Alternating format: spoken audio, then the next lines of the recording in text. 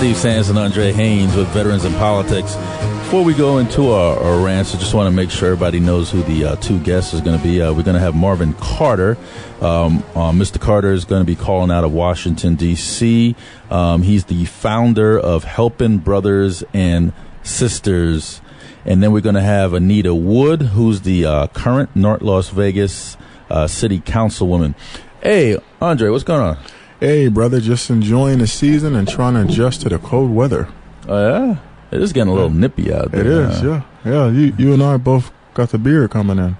Yeah, I'm trying to like get into that fight look because I'm hoping Jesus Arvela. If anybody that doesn't know who Jesus Arvela is the officer that shot and killed Gulf War veteran Stanley Gibson.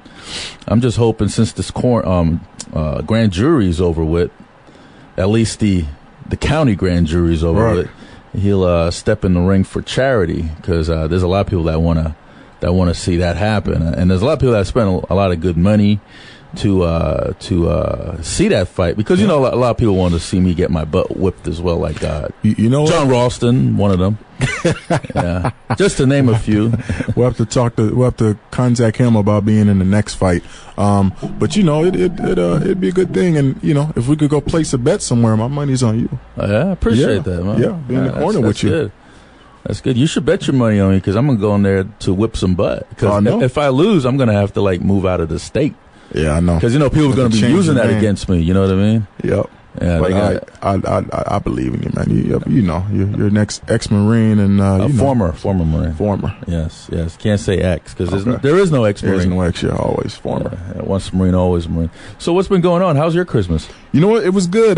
Christmas is when you have kids, you no longer have Christmas. You know what my Christmas present was to myself this year? What's that? Is to have all 4 of my kids spend Christmas with me. That's special. Yeah. And it happened. It happened. My son and daughter, they drove in from San Clemente, and they left their mother's side of the family and their mom, and my daughter left her boyfriend. She calls him baby, and my son was in an auto accident a week ago and a rollover, and he came out alive. Thank goodness for that. Yeah. And he was in aches and pains, and he drove all the way from San Clemente to hang out with Dad, and then I had my other son come over, and my little daughter lives with me. So I had all 4 of them, and it was that's all I wanted. I didn't want any cards. I didn't want any gifts. I didn't want any material things. Mm-hmm. All I wanted was to be with my 4 children. Yeah, you know what, and that's I'm getting old, huh? No, you're not getting old. No, you're not getting old. No, it's your value system and your priorities. People have. Hopefully, most people get to a place where they realize materialistic possessions and some of those things really don't matter. It's the people you love and having them close, especially when you consider what just happened in Connecticut. The shooting that broke my heart because my youngest child, my boy, is only 3, and those kids were anywhere from 3 to all the way up to I want to say like 10 or 11.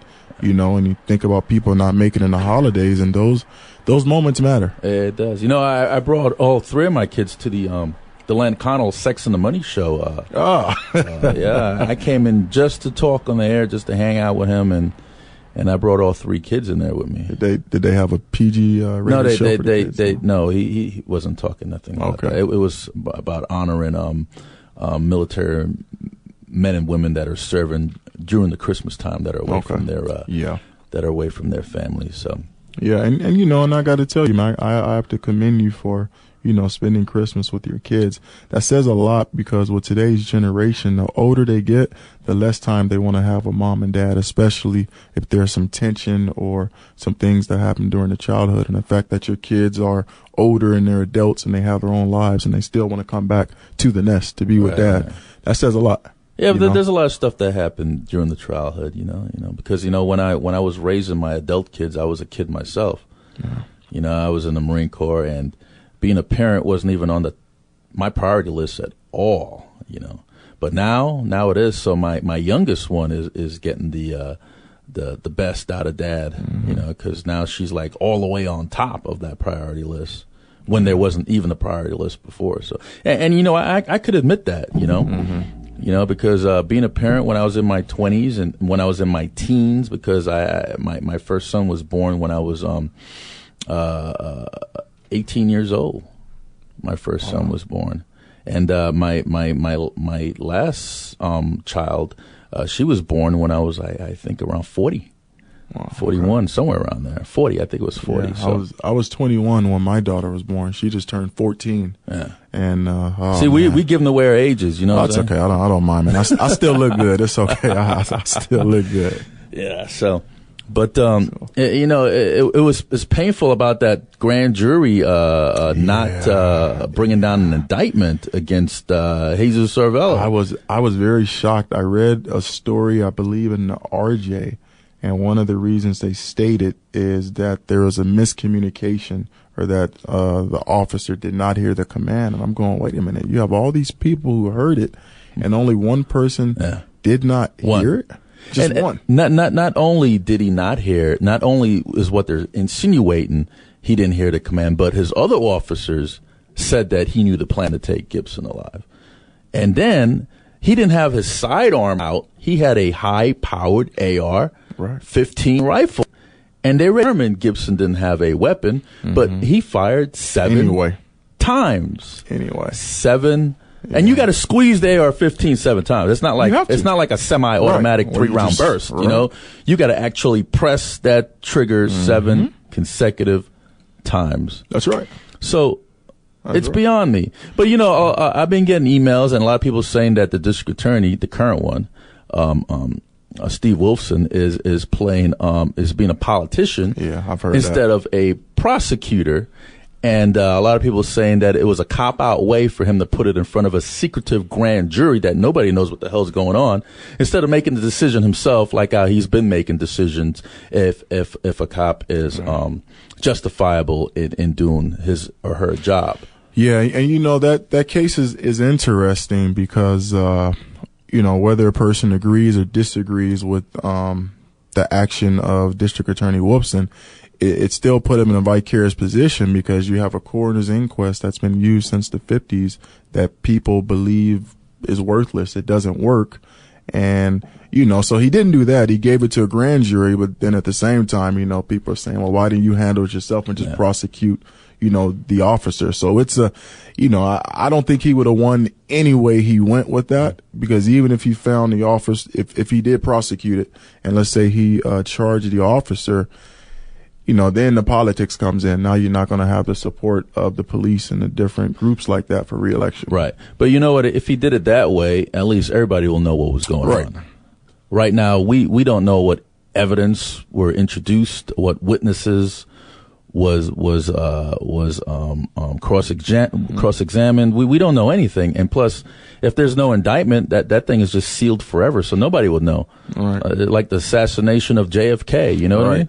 Right. And it's sad, because when you think about high-profile cases that have been in the media, O.J. Simpson that we had here, and a few other cases that happened in Las Vegas, I say make them all public. I mean, unless it involves a minor, and there's some privacy issues there, make it public. Give the citizens and the media a chance to come out, But one of my fears that I hope does not happen, and especially in my lifetime, I hope people don't start becoming like vigilantes, because when you consider all of the officer involved shootings on duty and the deaths that resulted, that's happened over a period of 2 to 3 years or more in Las Vegas, you can understand why a citizen would say there's no justice. And the sad thing is, the officers who are involved in those shooting only make up a small percentage of Metro, and the rest of them, they're great officers, men and women who serve and put their lives on the line, and it gives the whole force a black eye. And so, And what the sad thing is, they're blaming it on this $42 million communication system. The walkie-talkies that they just implemented back in 2010. So you know what? If that's what they're blaming it on, I would go back to every communication that was transpired within 2 years and see what else was going on. Maybe those other citizens out there need to file a lawsuit against Metro. And I'm not saying that that's what should happen. But I'm saying that, you know, if we can't get a coroner's inquest and we can't get a grand jury that's going to do the right thing, maybe we need to go after their pocketbooks. Yeah. And it's sad. And it's sad that it's taxpayers' dollars that are doing it as well. Yeah, you know? But I mean, something has to break. If we can't get it in a criminal court, maybe we just need to start getting it in civil court. Well, you know, like I said, I hope people don't start taking the law in their own hands, because just looking at it personally, if it were me and it were my family member, there was no justice, and I know I can't trust the process. I mean, I'll be honest. Yeah. I would probably think about, let me go get my AR-15, and I mean. And every time I bring this up to folks, and they're like blaming it on, you know, it was the communication system. The cop he was just doing his job, although they don't know that this cop was disciplined and recently transferred to the Northwest Command, where he killed Gibson. But I say, you know, what happens if that was your family member? All right. How would you feel? And you know what, Steve, the thing is, my opinion, it comes down to integrity, especially when you're in a position of leadership and you're in a position of serving people. No one's perfect. You're going to make mistakes, whatever that is. You have to be man or woman enough to say, I just messed up. Don't make excuses. Don't sweep it under the rug. And, you know, even you and I, we're fathers. I mess up my daughter sometimes, man. I lose my temper. I yell at her. You know, she talks back or something. You know, maybe I go to grab her or something, or, you know, maybe the punishment is too long. Right. But I've been man enough to swallow my pride, and because I love her, and, you know, she's gonna hook up with some guy, and she's gonna reflect on a relationship with daddy. I've had to go back. You know what? Daddy had a bad day at work, and I brought it home. Right. You know what? Daddy lost his temper. That wasn't cool. I'm sorry. And is it too much to ask for an elected official like the sheriff or a police officer or whomever the person may be to say, I messed up, it's wrong, how can we fix it and move on? But you know what, he did say that the Sheriff Gillespie did say we all make mistakes, nobody's perfect. But I just lost it when he said that, when you're dealing with somebody that's never going to come home anymore. That's not a mistake. That's a tragedy. And even if he wants to use that as a mistake, you know, when somebody drinks and drive, they don't mean to go run into a bus stop and kill 4 people. Right. That's so we should let that person go too. We shouldn't even bring that person to criminal court either, right? Is that what he's saying? We shouldn't. Like Jesus, what's his name? Jose Jr. Jose Jr. I think his name is. He ran into a bus stop, killed 4 people, put several in the hospital. He was drunk. Do you think that he meant to do that? I am sure he's saying that was a mistake, right? So we should just pat him on the back and just let him go on to his merry way, right? Yeah, because the guy shot Stanley Gibson 7 times. It was a mistake, right? Yeah. So we're patting him on the back and sending him, let him go on his merry way. With everybody that make a mistake, right? That's how I'm looking at it. I hear you. Because that's what I'm hearing. And one of the things is that I would like to know, we've been, you know, lots of officers have been, you know, tried and questioned about their actions, and they always come back, they were justified. Well, you know what? Let's put in the law what is unjustified. Let's define that now, because, I mean, you know, you've had all these different incidents where someone's cuffed, they're shot in the back of the head. You had the case in Henderson where the man's cuffed, he's kicked in the head. You have Gibson, and it goes on. And we're being told, no, that was justified because of this, because of that. Well, fine. Since all of these dozens of cases, the officers are justified and they were right in what they did, let's establish what's wrong, since we have to go by the letter of the law. So next time I beat the crap out of somebody and send them to the hospital, I'm justified because I just had a bad day. He just got in my face. Don't do that, and you probably have to be an officer and have that shield. Oh, I need a badge. You I'm have to sorry. have the shield, bro. My bad. I need a badge. Well, let's take a commercial break, and then we're going to come back with Marvin Carter, who's going to be calling out of D.C. He's the founder of Helping Brothers and Sisters.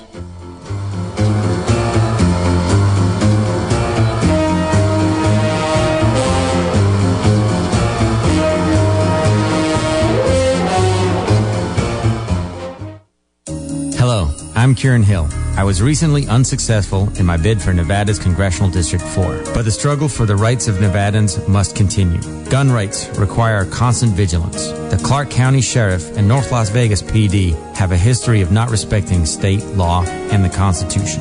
Tax rights. Nevadans already pay too much in taxes at the state and federal level. The NDAA bill is an egregious attack on our constitutional rights. For more information, go to www.kieranhill.com. Americans have been fooled by politicians about illegal immigration. They make you think that if you bring up this topic, you are a racist. Did you know that America is the only country on this planet that does not enforce its federal immigration laws? For the fear of being called a racist. I am for legal immigration. I was born on the island of Jamaica, became an American citizen, served 12 years in the U.S. military, served in Desert Storm, and received a Presidential Unit Citation, National Defense Medal, and Marine Corps Commendation. Our immigration laws serve a purpose. I understand that this country was founded on immigration, but there is a wrong way and a right way. I'm here to tell you that illegal immigration is breaking our federal laws. Why don't you call me a racist? This is Steve Sanson. Are you a business owner struggling during these economic times? Please listen up. How would you like to put your business and services in front of every resident and business in the Las Vegas Valley for less than a penny per home? Yes, that's right. I said less than 1 cent per home and business. And how would you like to have a dynamic and exciting online presence with the major search engines? How about an online video for your business and a fully optimized website with absolutely no setup fee? Hi, my name is George. If you are interested in these and other services that can make your phone ring with clients and prospects, then call me at 702-296-8394. Just call George at 702-296-8394. Thank you.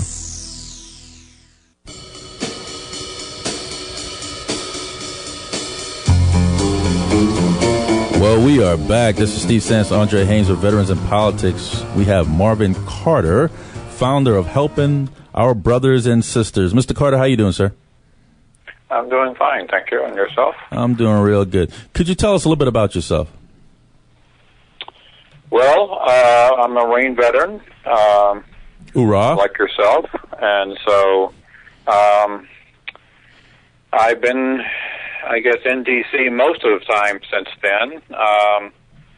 And several years ago, after years of struggling with post-traumatic stress syndrome, I decided one way to sort of do my own therapy was to help other people who were struggling with that, especially veterans. So I, started networking and talking with people, and with some assistance of some wonderful friends, was able to, for the nonprofit, and formalize the mission where we provide a lot of mentoring as well as short-term financial help to a lot of folks, and especially veterans here in the city. And since then, I've been contacted about see that need across the country, and so I'm starting to look at other places that we can do what we do, and I find a lot of fulfillment in that. Well, Mr. Carter, you came highly recommended by Assemblyman Andrew Martin. Could you tell us exactly what your organization does? What's your mission statement, and what have you accomplished so far for our men and women that wear the uniform that suffer from post-traumatic stress disorder? Well, our mission statement is, basically it's a micro charity that, has as a statement to anybody who faces discrimination can come to us while we focus on could I stop veterans. you? Could I stop you right Go there? ahead. When you say Sure. discrimination, exactly what do you mean by that? Well, we purposely made our mission pretty broad. We get a lot of people who are referred to us by other organizations that fall between the cracks. I found, in working, with a lot of other charities as well as governmental organizations, there's just a lot of people that don't fit the criteria for some organizations, and so most of the people we get come from other organizations who have already validated the need, but they just can't help them for one reason or another. Sometimes it's lack of funds, but a lot of times it's because their mission statement doesn't allow them to do that. So when I say discrimination, it can fall into almost any category, whether it's, discrimination for who you are as a person, racial discrimination, or, whatever. Really don't. Or should we say sexual preference? Because I'm over here, I'm reading your bio, and according to what we're reading, you got discharged from the Marine Corps in '85 for being gay. That's Correct. An injustice right there. Yeah, that happened a couple of months after I was awarded the Joint Service Commendation Medal for my work. The Naval Investigative Service came across a mailing list on it, and when the agent who I knew sat down and asked me, he said, by the way, Major Carter, are you gay? And I simply said, well, yes, what's that got to do with anything? Right. Well, this was in 1985, before Don't Ask, Don't Tell and all, and I didn't really realize the implications for telling the truth. I was married and had 2 children, but while I'd had one therapist who tried to convince me I was bisexual, I had long, said after struggling with coming to grips with who I was, I'd long said, well, I was just going to, if I was ever asked point blank, I would just tell the truth. And Mr. Carter, did you ever serve in combat? Of course, yes. What combat mission were you in?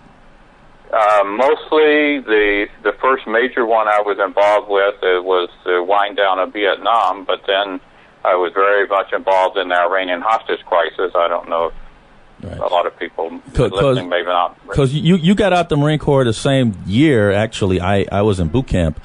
How long were you in the Corps before they discharged you? I was in about 12 years.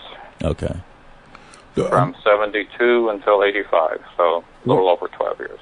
When was the war over in Vietnam? That was winding down in the early 70s.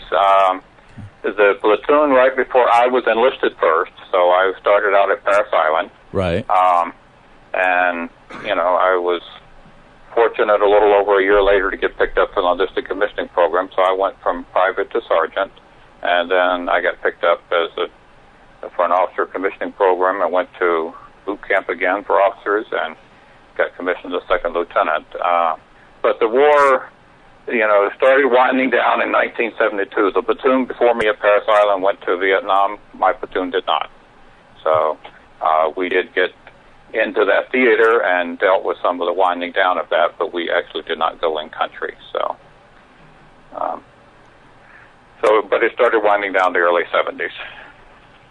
We're reviewing the website about your organization, Andre, by the way, that you spend almost of the funds on your programs. Can you elaborate about some of those specifically? So our program is direct assistance, people with helping, food, other things.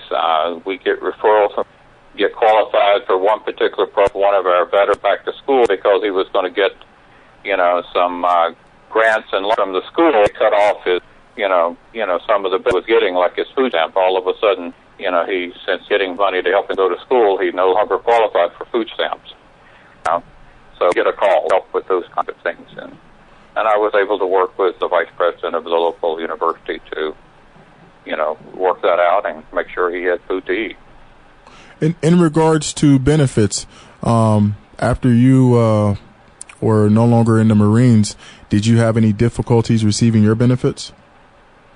Of course, yeah. I have applied for VA benefits, but I got a letter back from them saying that they determined that in 1985 I had the ability to determine right from wrong, therefore they were still denying my benefits because I was gay, even though that law has been overturned. The VA does not recognize that, they don't make that retroactive. Do you know where your PTSD stems from? Was it from the winding down of the Vietnam conflict, or was it because of the fact that the military discharged you because of your sexual preference? Oh, no. they have now determined exactly pretty much where it came from. For 2 years, I flew, and I can't talk a whole lot about it, but I worked with the National Security Agency, and I did covert operations, airborne covert operations. I was in 3 airplane crashes, and we flew every, 5 days a week, and we did a lot of what they call dead drops, where when we were being shot at by certain countries, we would then turn our engines off, drop to get out a radar thing, and the G-forces was quite a lot on the brain. Now the folks at NIH, who I've been fortunate to be part of a study there, have determined that most of it was, traumatic injury to the brain that caused the PTSD. And at first it was misdiagnosed as depression and things like that. So you have TBI? Yeah. Okay. Correct. I had traumatic brain injury that caused the PTSD. And could you give us any how would you say the symptoms or what triggers it or how do you act so people could understand what PTSD is and how it affects people? Well, it comes in a lot of different forms, as you and some of your listeners may be aware. But it comes in depression, but it comes in, for me, it manifests itself in loud noises, just for whatever reason, trigger in me, a startle reflex. I mean, I have long had to sit in restaurants with my back to the wall where I can see sort of what's going on, but sometimes even people dropping silverware in a restaurant can send me through the ceiling. I've been fortunate to have friends and people, who work with me in that kind of thing, but, you become extremely paranoid, you get irrational about things, and, you also just don't, you come to question the motive of people around you sometimes. So it can take a lot of different forms, and some people can have some or all of these. For me, a lot of times it's one of the challenges I have is sleeping, and, just the flashbacks and the nightmares or the night terrors and things that cause, a lot of lack of sleep really takes a toll on you, and it's difficult. But I'm sure if you've seen other people who have it, it manifests itself very differently with different people. But a lot of the symptoms that I've described, you'll find across the board with people who have, post-traumatic stress syndrome or the disorder, whatever you want to. Well, you described some of mine, so. I won't say specifically what I have, but But a paranoia is one of my biggest one, and not trusting people is really, really huge. So, but with that said, are you on any type of medication or anything like that? They tried several years ago. Tried some. My body did not react to a lot of those. Now I'm on a regime of rather lengthy, vitamins and things, and exercise. But I don't take any medication for that. I found those not to be helpful, and the doctors have since determined that, in fact, I was right. I mean, they just made me feel like a zombie a lot of times, and I just simply couldn't. My body just didn't deal with it. So I do I work with a nutritionist, and I work with the psychiatrist in making sure I keep, with the blood test, keeps the vitamins of my body, at the right levels, and I find that, that helps a lot. They say about 5% of folks with PTSD just do not respond to medication. And it's, if you've ever worked with medications, they're tricky at best. But there's about 5% of the population that just simply is averse to any type of medication. Mr. Carter, what would you say to the listeners or family members of veterans that are returning back from combat? What would you say to them to go get help?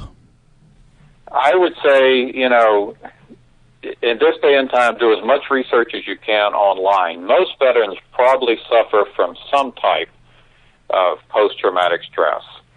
Maybe not to the point of being disabled or diagnosed with it, but a lot of times veterans are coming back. I mean, I've got a nephew that just came back from Afghanistan. You know, I have other friends who are just coming back, and a lot of times it's, you know, the adjustment itself can be difficult. But do your research, you know, read up on what, you know, post-traumatic stress is, and, you know, be patient with people. You know, reassure them, constantly reassure them that you're there for them, you know, and I just say, you know, for veterans, try to be understanding and, you know, be patient with them and be supportive. Could you go ahead. Oh, I was going to ask for your contact information. Well, people can reach me through our website, helpingourbrothersandSisters.org, and that's just all the way it's spelled, Helping Our Brothers and spelled out and, sisters.org.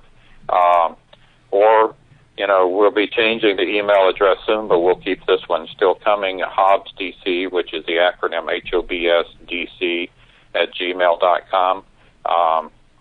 You know, people are welcome to reach out to me through that, you know, through the website or through the email address, or I'm happy to give out my phone number. You know, I don't mind talking, especially to veterans wherever they are. You're calling from D.C., correct? Correct. I'm currently spend a lot of time, but in the last year, I was fortunate that my friend Andrew has been one of my most strongest supporters and advocates, and I look forward to going up to Carson City with him in February, where I'll be spending 4.5 months out in the great state of Nevada. So, you know, getting to know some of the people there. And oh, really? What are you going to be doing up in Carson City? Well, you know, providing some support to him, but also looking at some ways to, you know, I guess do what we do out there in Nevada. Did he hire you on as staff member? No, he did not.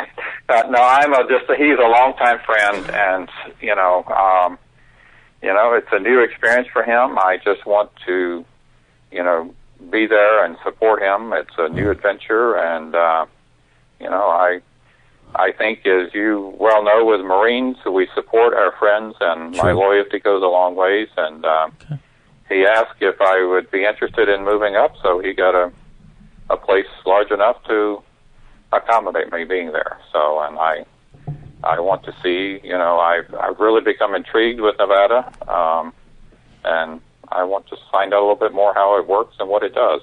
Well, thank you so much, Mr. Martin, Mr. Carter, for coming on the show, and we appreciate we appreciate you taking the time and come on and talk about your organization.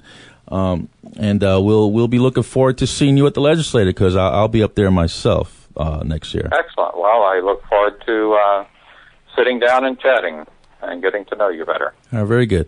That's Marvin Carter, founder of Helping Our Brothers and Sisters. Don't go away, folks. We're going to have Anita Wood, North Las Vegas City Councilwoman.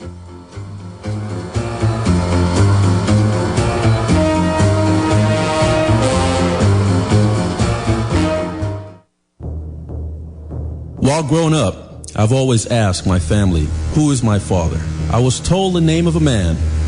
When I became older, I looked for this man and found him. He thought that I was his son as well, but after a DNA test, it was discovered that my family was lying to me all my life. I pressured my family to give me the real identity of my father. I then became suspicious and took my grandfather's DNA. After I buried my grandfather, 2 days later, I discovered that my grandfather was, in fact, my biological father. I questioned myself and asked, what is my purpose on this earth? I should have never been conceived.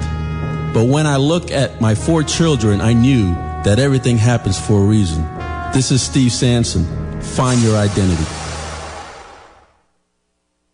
Hello, I'm Kieran Hill. I was recently unsuccessful in my bid for Nevada's Congressional District 4, but the struggle for the rights of Nevadans must continue. Gun rights require constant vigilance. The Clark County Sheriff and North Las Vegas PD have a history of not respecting state law and the Constitution. Tax rights. Nevadans already pay too much in taxes at the state and federal level. The NDAA bill is an egregious attack on our constitutional rights. For more information, go to www.kieranhill.com. Veterans in Politics takes a proactive approach to provide you, the veteran, with the political voice for which you fought and served. Veterans in Politics is becoming the premier veteran organization of the 21st century, with political candidate interviews, insight, and endorsements. Public speaking engagements in support of American values. Radio shows to keep you updated on the latest in veteran and military support operations. Providing job placement and business support. Go to veteransinpolitics.com today and do your part in defending liberty.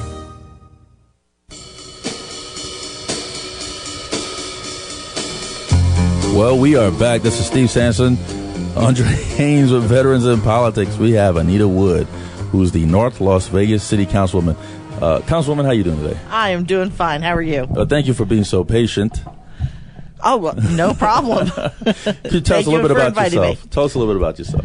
Well, I'm North Las Vegas City Councilwoman Anita Wood. I represent Ward 3 in the city, which is the westernmost portion of North Las Vegas. I've been in office for about 3.5 years and gearing up in January for my first re-election, so I can continue to serve the residents of North Las Vegas. I am a committed full-time North Las Vegas City Council person, which I made that commitment to my residents to be there, to be as effective as possible, to work on dealing with equity issues and getting some parity for North Las Vegas. And I've been doing that for 3.5 years and working really hard and have great relationship with my residents and really proud of what I've been working on. So, well, North Las Vegas has been in the papers. Just a little bit. Just a little bit. I mean, I'm just going to run a few things. Mm-hmm. You had the police union breathing down your neck. I mean, they even went as far as to post billboards saying that if you come to North Las Vegas, you're at your own risk. So to me, that means that while we weren't at a risk, if I got robbed or something, I could sue them, because apparently they're saying that that now, because of whatever was going on with the city council, that everybody was at their risk. I don't know if that was the proper quotation, what they used, because of a lack of police that was there. So they couldn't guarantee our safety. I think that's what it was. So before, what they were saying is that they could guarantee our safety. So if I was to get robbed before, that means I could sue them, because they would guarantee our safety before, and now that the lack of police officers in North Las Vegas, now that they can't, is what I was getting from those billboards. And then you guys had a tremendous financial challenge You guys' detention center was shut down. You merged with Las Vegas. Even your Chamber of Commerce, the North Las Vegas Chamber of Commerce, merged with the Las Vegas Chamber of Commerce. And I'm sure you have Las Vegas Metropolitan Police patrolling your area in North Las Vegas. They're not doing that? Because they told me that they were. Well, I mean, certainly there's a partnership between the city of North Las Vegas, RPD, and Metro, but, and there are certainly areas where we help them and they assist us in other areas. But I mean, the implication there sounded like you're trying to say that you're going to lose your charter. North Las Vegas PD isn't doing its job, and I can assure you, you've got great officers, and they are. That wasn't what I was trying to imply. I was trying to imply that they had some type of hiring freeze, and there weren't enough officers to go around and patrol all North Las Vegas, and they recruited the help of Las Vegas Metro. But you guys had a brand new Las Vegas City Hall. North Las Vegas City Hall. City Hall that was built, and that was astonishing to me, that you guys are going through so many financial challenges, and you got this brand new building. And then there was talk saying that North Las Vegas was going to lose their charter for some reason. That's what I was hearing, because of all the financial burdens that you guys and all the challenges that you guys have. So could you address all those for me? Okay. Well, you hit quite a bit, but I'll do what I can. certainly North Las Vegas, as really every entity in the Valley and really every jurisdiction throughout the state and throughout the country, yes, we have had severe financial challenges. North Las Vegas, we have two primary sources of revenue. They are property taxes, and I don't think I need to tell most of your listeners that assessed property values have taken a hit in our valley, in our state, and that certainly has affected the revenue that the jurisdictions are receiving as far as property tax goes. We also get consolidated tax, and North Las Vegas has been receiving we took a hit there. Your consolidated tax, it's primarily sales tax. And people, in this economy, have not been spending the way they were prior. And then North Las Vegas also has never received its fair share of C-tax. So when you add that together, we were doubly hit. And I think a lot of that has to do with what North Las Vegas is. And we're very proud to be a middle-class working community. And when you look at that economy falling the way it did, who took the brunt of that? It's your working class. It was your working class construction workers who found themselves without an industry. And many of them lived in North Las Vegas. Your working class people who were working in the hotels, and as tourism was affected because people didn't have the money to travel here and spend as much as they used to, and there were layoffs in the tourism industry. North Las Vegas residents were affected by all that. And as a result, I think at one point we were 1 in every 12 homes in foreclosure in our city. So that's huge. Yeah, that absolutely huge. But our middle class, they live in North Las Vegas, a large portion of them. And we were really hit hard by this economic recession. There's no doubt about that. So did we start feeling the pains of all of this first before the other members of the other jurisdictions in the Valley? Absolutely true. And we have had to deal with it, and we've had to do exactly what our residents have had to do. We've had to look at our expenses. We've had to prioritize that back. We've had to do what we need to do so that we ensure because we do not have the option of filing bankruptcy in the state of Nevada. So, and our job as council people are to make sure we present a balanced budget that we simply had to do by law. Did you guys file a lawsuit against the Clark County? Am I not over this? No, not it was over this. Something else. The water reclamation facility. That's what it was. Yeah, that's an issue than this. What we have had to do is, you're looking when I took office in 2009, which is really when all of this started affecting the jurisdictions and when the jurisdictions really started seeing the sharp declines in revenue. We had probably had about 2,200 employees. We are now down to 1,200 between layoffs, attrition, retirements, all those kinds of things. So, we've had to make sure and do what we need to do to make sure that our expenses and our budget balance. And that has resulted in the city also a financial emergency and suspending the portion of contracts, public safety unions, that will basically not allow us to pay raises at this time, even though those raises are part of their current contract. We've had to declare a fiscal emergency and say we cannot honor that portion of the contract at this time. There is simply no funds to do that. So we've had to take some very serious steps to put ourselves in budget and make sure that we are doing what we need to do to balance that budget. We had an audit very recently. It is the first one in which the city of North Las Vegas was not downgraded. And so we are very proud of that and very proud that those that make those ratings are realizing the steps that we've taken were needed and that they are providing financial stability to the city of North Las Vegas. And so you really don't hear the threats of the state coming in and taking over the city anymore because we've taken the steps that we've needed to take. They say folks are challenged when things are bad. When things are good, nobody's not really challenged because they make everybody happy because they got all this money and all that. But when you have to tighten your belts, that's when you start to see the real experience in leadership in elected official. With that said, you guys had voting issues out there. You had several highly one highly contested race, and then you guys had in the primary with, I believe it was Councilwoman Pamela Goins Brown. In the primary, didn't they had to draw a high card? We did. We had a tie. Yeah. Now, it was not, Pamela Goins-Brown actually was ahead, so we knew that she was moving on to the general. It was actually for the second place position of who was going to be that second person. Oh, the one that was going to challenge her. Yes. There were two people that tied. That's right. Yes, and they had to draw, that's what our charter and the state way of handling is that in the situation. Constitution? In your I believe or the city is. Ordinance? I don't know. I don't remember now. It's been a while ago whether it was a state or city, but that was a high card draw. Believe it or not. And then you had only in Nevada, right? Only in Nevada. They're dealing with cards, right? Yeah, exactly. And then you in the Richard Churchill Wade Wagner race, one vote. The incumbent lost by one vote. One vote. And even that one vote was challenged. Apparently, what was said that this particular voter didn't vote in the right jurisdiction that he was supposed to, or precinct that he was supposed to vote. What are you guys going to do about those two challenges? I mean, what are you going to do to get voters out to come vote for you, Anita Wood? Because I don't know if you're going to be challenged in the next election.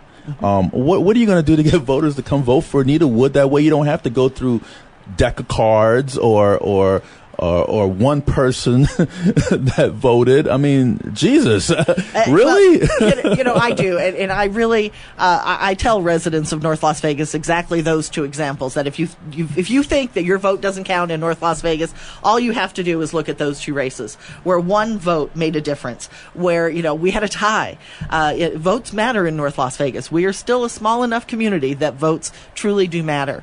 And really, as far as getting voters out, I think it's really the 3.5 years that I've put in, where I have really been working with the residents in North Las Vegas, being as responsible and responsive as possible, and really just working with them to make sure that our community remains a place where they want to live. And all of the council members have done a great job at that. But I think I've been, being that I am the full-time council person, able to give not only what the others do, but maybe that little extra because I have that time to do so. You want to tell us about that VA hospital that's in your city? Oh, absolutely. We are so proud of having the VA hospital in the city of North Las Vegas. And we are really looking at how we use the VA hospital to help us with economic development. You've heard probably a lot of talk about the Tule Springs Ice Age Park and the fact that North Las Vegas and Las Vegas are working jointly along with Clark County and along with residents groups, the protectors of Tule Springs, to get get federal legislation passed to protect that area as a national monument. And that is something we're so excited about. What most people don't realize is that legislation also includes 2,000 acres to go to UNLV so that they can develop a new campus, which would actually be larger than the current campus on Maryland Parkway. Really? Yeah, and that property is actually just kind of kitty corner from the VA. And so we are looking at the possibility and the potential of having UNLV in the future build that campus, have a wonderful medical program where they can do an internship program and really partner with the VA hospital. They can certainly have a world-renowned archaeological, paleontological program with a dig site in their own backyard with Tule Springs.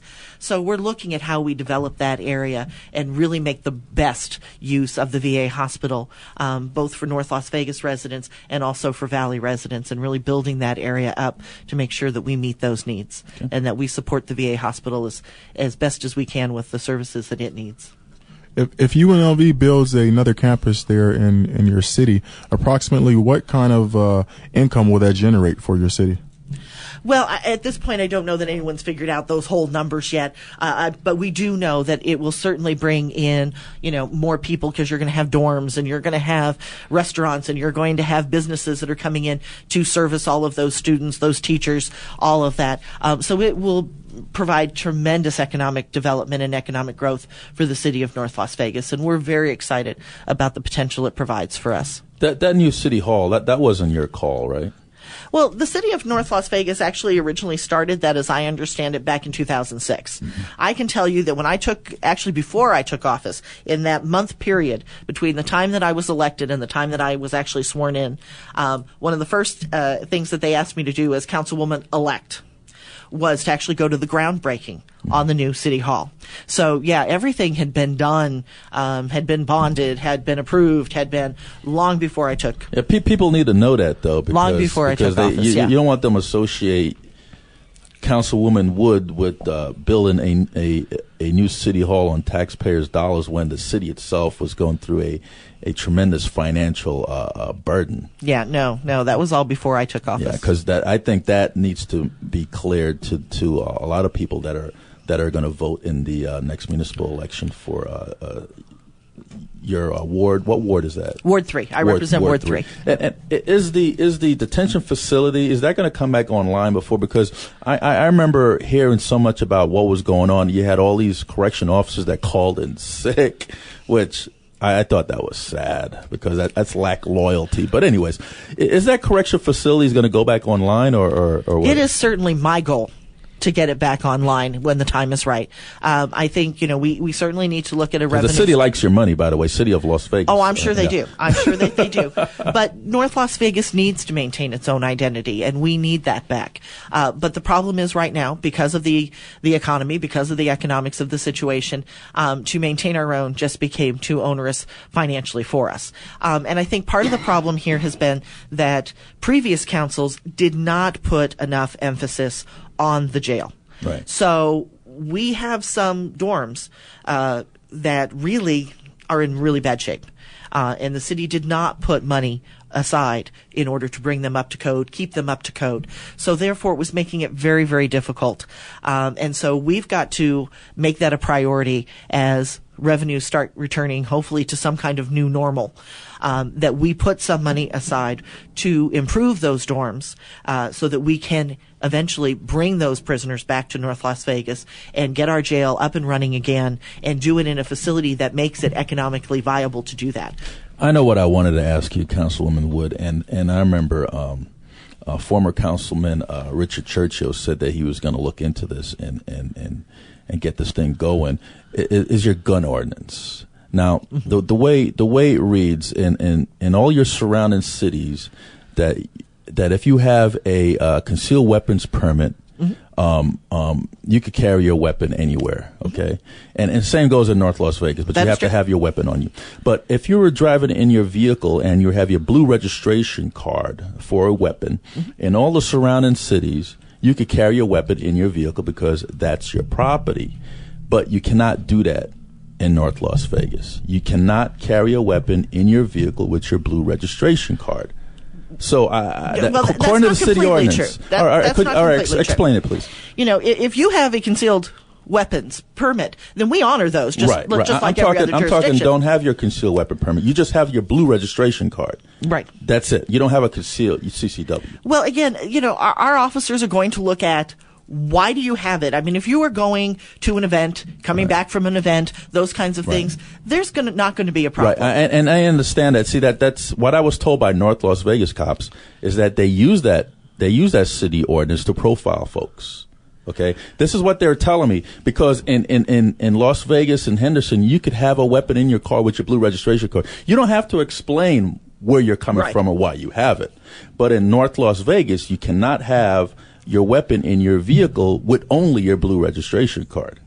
I think that. Could you look into that for me? I will absolutely do that, but I think it's a complicated issue, and I think that that's kind of making it very, very simple. Yeah, I would like to do away with that city ordinance, make it uniformed with the rest. You are not the first person with the rest of the county, because check this out: if I was working in Las Vegas and my buddy Andre here said, "Hey, could you take me home to North Las Vegas? And I have my blue registration. I have my gun in my car. What I got to do? Go home first, drop it off before I can enter North Las Vegas? Really? Absolutely not. Because that law only messes with good citizens that abide the law, I think. That is not its intent at all. Okay, so if you can make a conscious effort, if you could look into that ordinance. Actually, I have been for a while. And get rid of that ordinance for us. Could you do that? We will working with the chief on that.